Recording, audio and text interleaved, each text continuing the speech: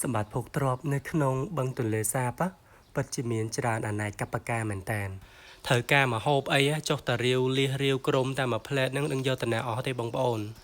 ថាត្រីសាច់ទៅសបោហើយដីនៅនឹងក៏មានជីវជាតិដែរ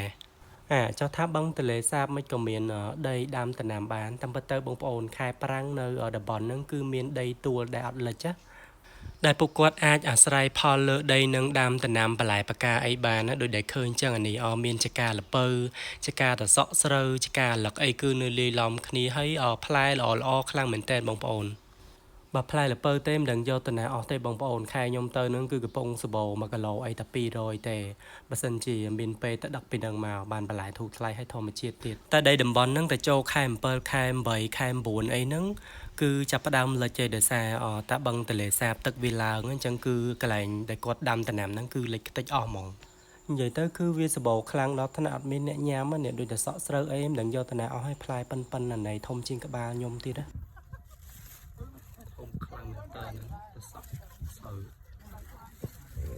ធំខ្លាំង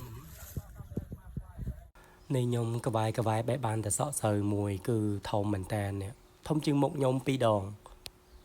ហើយមិនធំហើយរសជាតិញ៉ាំអត់កើតទេណាគឺផ្អែមឆ្ងាញ់ដូចសសក់គេហៅថាសក់ផ្អែមផ្អែមដូចអញ្ចឹងដោយសារតែយើងដឹងស្រាប់ហើយថាបឹងទន្លេសាបគឺវានាំ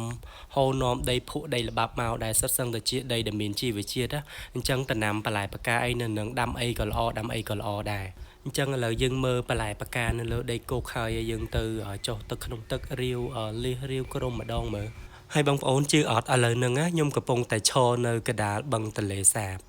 ខ្ញុំមិនដែលនឹកស្មានទេថានៅបឹងទន្លេសាបគឺខែប្រាំងទឹករាក់ដល់ម្លឹងបងប្អូននេះបើនិយាយពីជម្រៅទឹកគឺវាអត់ដល់ជង្គង់ខ្ញុំផងប៉ុន្តែអានេះដោយសារតែផុកវាជ្រៅនេះគ្រាន់តែផុកវាចង់ពាក់កណ្ដាលជើងខ្ញុំបាត់ឃើញអត់បើយើងនិយាយពីជម្រៅទឹកគឺរាក់ខ្លាំងមែនតែអានេះគ្រាន់តែផុកវាចង់ដល់ជង្គង់ខ្ញុំបាត់ផុកវាជ្រៅតោះអញ្ចឹងឥឡូវប្រឡាក់ផុកឲ្យកុំឲ្យខាតទៅរៀលលះមួយខ្ញុំបានទេមើលលាងឲ្យស្អាតចាំបង្ហាញមកវ៉ាវលាងពិតណានិយាយទៅតំបន់ដែលពួកខ្ញុំ